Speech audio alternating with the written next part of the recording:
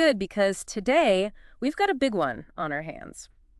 Palo Alto Networks, you've all sent us tons of articles about it, so let's get right to it. Yeah, it's definitely been making the rounds. Okay, so for anyone who hasn't heard Palo Alto Networks, their firewalls are practically everywhere, but now thousands of those devices have been compromised worldwide. Yeah, we're talking about one of the largest cybersecurity breaches we've seen in a while. Right, and this isn't just some theoretical tech issue. This has real-world consequences. Absolutely financial losses, businesses grinding to a halt, and reputations taking a hit. And we need to understand the sheer scale of this thing. We're talking over 2,000 devices hacked. It's massive. It's a truly global impact. The U.S. seems to be hit the hardest, but we're seeing it everywhere from India to Thailand, the UK, and beyond. Wow, it's like a digital pandemic. And if you remember the Shadow Server Foundation, they keep tabs on internet security. Yeah. Well, they found initially over 6,600 devices were vulnerable. Yeah, that number has come down a bit since then, but it just shows how widespread this is. Right. And the scary part is it's not just tech companies at risk. Nope. If you're using these firewalls, you're potentially a target, and that's a lot of businesses. Way too many. Okay, so we've established this is a big deal with a huge blast radius. Now, let's dig into the specifics. Our sources keep mentioning these codes, CVE 2024-00012 and CVE 2000-112 and CVE 2024-9474. Can you break those down for us? Sure. So imagine CDE 2024-00012, like a master key, bypasses all the security checks, essentially letting anyone write into systems that should be locked down.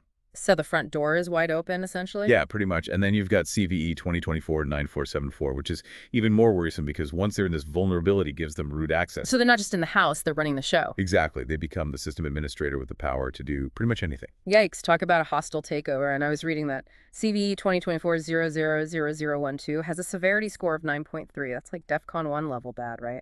Yeah, that score reflects just how easily this vulnerability can be exploited and the potential damage it can cause, and it affects a broad range of PAN-OS versions from 10.1 to 11.2 across their product lines, PA series, VM series, even Panorama and Wildfire. So basically a recipe for disaster. All right, we've identified the weapon's two very dangerous vulnerabilities. Now let's retrace the attacker's steps. How did they actually pull this off? Well, picture a well-planned heist. First, they find a system with an exposed management interface. Think of it like an unlocked side door. Okay, so they're but not in the vault yet. Right, and that's where they use CVE 2024-00001, their master key, to slip past security and gain admin access. Okay, so they're in control now. What? Now, CVE 2024-9474 comes into play. They escalate their privileges, going from an intruder to having complete control over the system. And I'm guessing the final act involves them making off with the loot. It's exactly. With full control, they can plant backdoors, inject malicious code, and basically take complete control of the compromised system. And here's the kicker. Leaving that management interface exposed on the internet is like leaving a giant "Rob Me" sign on your front lawn. Oh, man, a welcome mat for hackers. Okay, so this isn't just some random act of digital vandalism. The articles keep mentioning Operation Lunar Peak, which sounds organized. It is Operation Lunar Peak is the name given to this sophisticated ongoing campaign exploiting these vulnerabilities. Wow, that's unsettling. So what makes this operation so sophisticated? Well, it started in early November, and by the 15th, we were seeing confirmed attacks. That's a rapid escalation. They're using custom protocols, encrypting their traffic, bouncing it through proxy servers.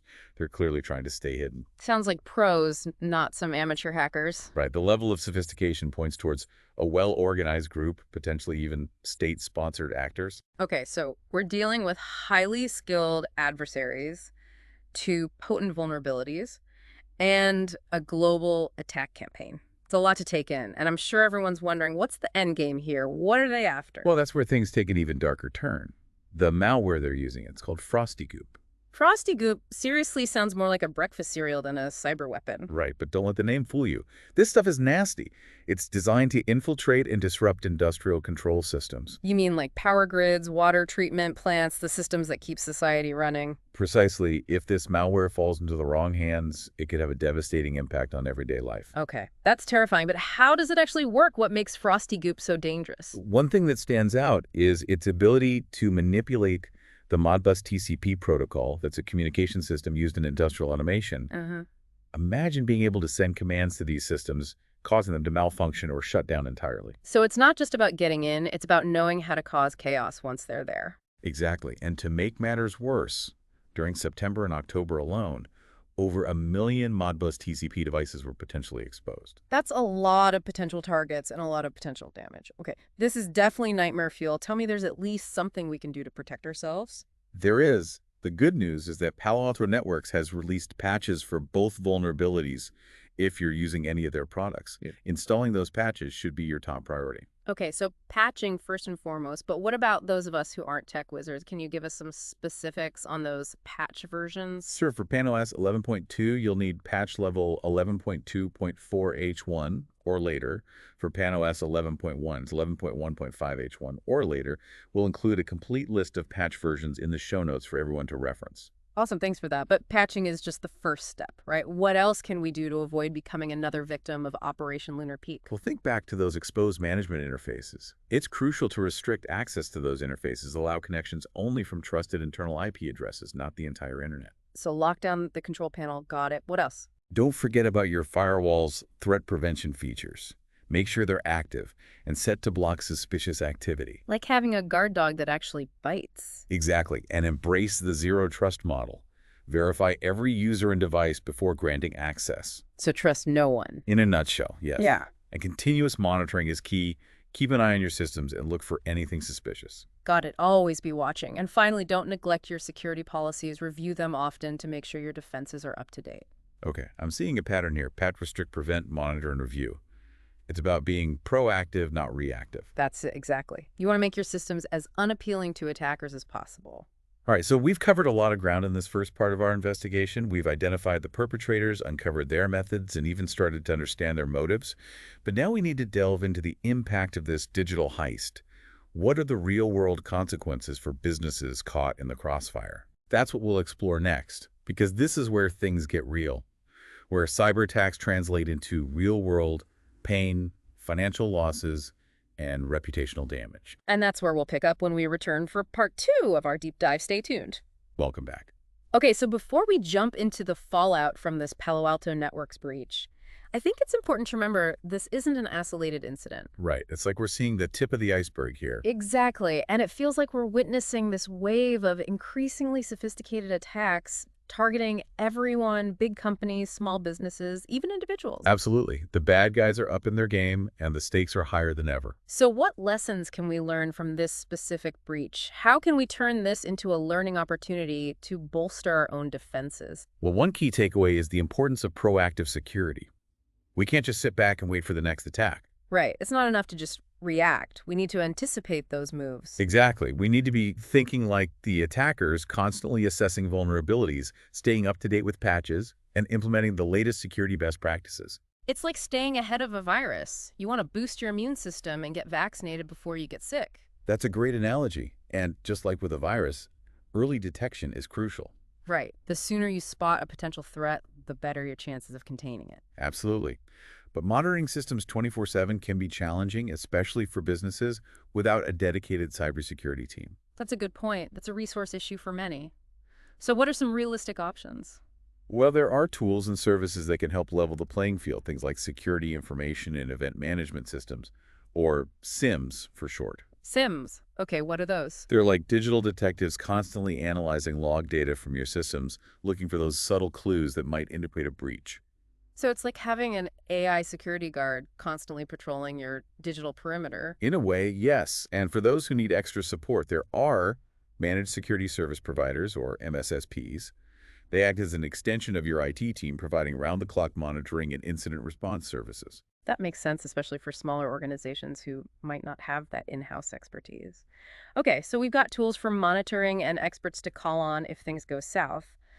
But what about preventing these attacks in the first place? Prevention is key, and there's a lot we can do beyond the basics, like strong passwords and keeping software updated, things like multi-factor authentication, for example. Right, that's where you need more than just a password to log in. You need a code from your phone or a fingerprint scan. Exactly. It can be a little bit of a hassle, but it significantly reduces the risk of unauthorized access. Okay, so inconvenience for the sake of security. Got it. What else? Another crucial step is segmenting your network. So not putting all your eggs in one basket. Precisely by dividing your network into smaller, isolated sections, you limit the damage an attacker can do. I like that analogy. Okay, multi-factor authentication, network segmentation. Anything else for our security toolkit? The principle of least privilege is essential. Only give users access to the information and systems they absolutely need to do their jobs. Makes sense. Don't give everyone the keys to the kingdom. Right? And to really stay ahead of the curve, you need to embrace threat intelligence. Threat intelligence. Okay, that sounds important, but also a little intimidating. It's basically staying informed about the latest attack trends, vulnerabilities, and those sneaky tactics the bad guys are using. So it's like reading the news, but for the cybersecurity world. Exactly. There are some great resources out there. Organizations like SANS Institute, MIRI, and CISA publish regular threat reports and advisories. Okay, so staying informed is key. But what happens if, despite all our best efforts, the worst case scenario happens and we actually experience a breach? That's where having an incident response plan is absolutely crucial. Okay, so we're talking about what to do after an attack, not just how to prevent one. Exactly. It's a documented set of procedures outlining the steps your organization takes in the event of an attack. Think of it like a fire drill, but for cybersecurity. So you're not scrambling to figure out what to do when the alarm bells are already ringing. Right. You've got a playbook. Yeah. You know who's responsible for what, and you can start containing the damage immediately. So what kind of things should be in this incident response plan? It should include things like identifying the scope of the breach, containing the damage, notifying affected parties, getting your systems back up and running, and conducting a post-mortem to learn from the experience. So it's like having insurance. You hope you never have to use it, but if you do, you'll be glad you have it. Exactly. And just like insurance, you need to review and update your incident response plan regularly. Okay, so we've talked about being proactive, preventing attacks, and having a plan for if things go wrong. But I think it's also important to acknowledge that technology is at its core a tool, and it can be used for good or bad. You're absolutely right. So how do we use it responsibly and ethically to create a safer digital world? I think it starts with promoting digital literacy and awareness. The more people understand how technology works and the risks involved, the better prepared they'll be. Right, knowledge is power. And we need to foster a culture of cybersecurity within organizations where everyone feels empowered to report suspicious activity and prioritize data protection. It's about creating a culture of shared responsibility. We're all in this together. Absolutely. And we need to have honest conversations about the ethical implications of powerful technologies like AI and machine learning. As these technologies advance, we need to ensure they're being used responsibly. Yeah, those are some great points. It's clear that technology will continue to play a huge role in our lives, and we need to be thoughtful about how we develop and utilize it. It's not about fearing technology. It's about understanding it, using it wisely, and ensuring it serves humanity. Well said. We started this conversation by discussing the technical details of the Palo Alto networks breach, but it's clear that cybersecurity is so much more than just an IT issue. It's a societal issue, a business issue, and ultimately a human issue. Exactly. And speaking of protecting people, let's circle back to that idea of threat intelligence. You mentioned it's crucial for staying ahead of the curve. But how do we make sense of all that information? It can feel overwhelming. It can be one approach is to tailor your threat intelligence to your specific needs and risk profile. So figure out what you need to protect and then focus on the threats that are most relevant to you. Exactly. And remember, threat intelligence isn't a one-time thing. It's an ongoing process. Always be learning. Always be adapting. Right. So speaking of anticipating moves, Yeah. what does the future of cybersecurity look like to you? What are some of the emerging trends we should be paying attention to? That's a good question. What do you think? Well, one area that's evolving rapidly is the use of artificial intelligence in cybersecurity. AI can analyze massive amounts of data, identify patterns, and automate tasks like threat detection and incident response. So it's like having an army of digital security experts working for you 24/7. In a way, yes.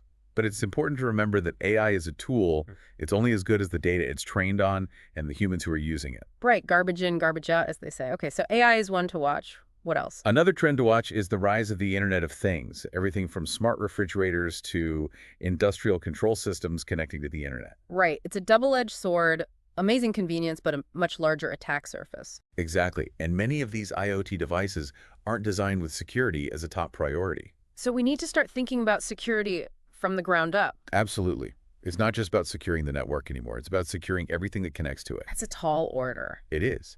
but it's a challenge we need to address head on. We need creative solutions, new technologies, and a shift in mindset to keep pace with this evolving threat landscape. It sounds like we're going to need a whole new arsenal to combat these future threats. We will. And I think we'll see a lot of exciting innovation in the cybersecurity space in the coming years. Yeah. But innovation alone isn't enough. We need collaboration, knowledge sharing, and a collective commitment to creating a more secure digital world. Okay, so working together is key. Exactly. Because at the end of the day, it's about people protecting people. Well said. Well, we've covered a lot of ground in this second act of our investigation. We've explored the broader implications for businesses and individuals, and even taken a peek into the future of cybersecurity. But before we wrap up, I want to leave our listener with some food for thought. Okay, so we're in the home stretch now of our deep dive into this Palo Alto Network's breach. We've talked about the technical details, the impact on businesses, even what the future of cybersecurity might look like. A lot to unpack. Definitely. But you know me, I always like to leave our listeners with something to think about, something to spark further exploration. I'm intrigued. What's on your mind?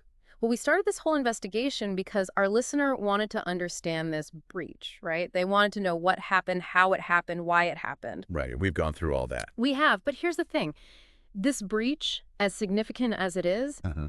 it's just one piece of a much larger puzzle. It's a symptom of a bigger problem. Exactly, and that's what I want our listener to really consider. Okay, I'm listening. This deep dive was about understanding this specific case, but the bigger question is how do we as individuals and organizations adapt to this constantly changing threat landscape? Yeah. How do we move beyond just reacting to each new threat as it pops up? Right, it's like we're constantly reinforcing the walls of our digital fortress, knowing that the attackers are out there trying to find new ways to break in. They will find new ways. It's a cat and mouse game. So how do we anticipate those moves? How do we stay ahead of the curve? That's the million-dollar question, isn't it? It is. This breach is a wake-up call, but it's also an opportunity. An opportunity for what? An opportunity to reassess our security, invest in new technologies, and build a more resilient digital future. I like that, reframing it as an opportunity, not just a disaster. Because it is an opportunity. It's a chance to be proactive, to think ahead, to really change the game. Okay, so we need to be proactive and forward-thinking.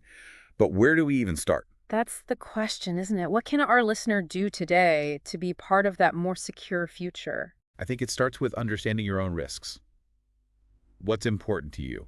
What are your crown jewels, so to speak? So figure out what you need to protect first. Exactly. And then you can start thinking about the threats that are most likely to target those assets. Okay, so be strategic. Don't try to boil the ocean. Right. And remember, cybersecurity is a journey. It's not a destination. You're never really done. Always learning, always adapting. Exactly. Stay curious, stay informed, and never stop asking questions. I love that that's a great takeaway for our listeners. So to everyone out there, we leave you with this challenge. What action will you take today to contribute to a more secure digital world? What steps will you take to stay ahead of the curve? Be part of the solution, not the problem. Well said. Until next time, stay curious, stay safe, and keep diving deep.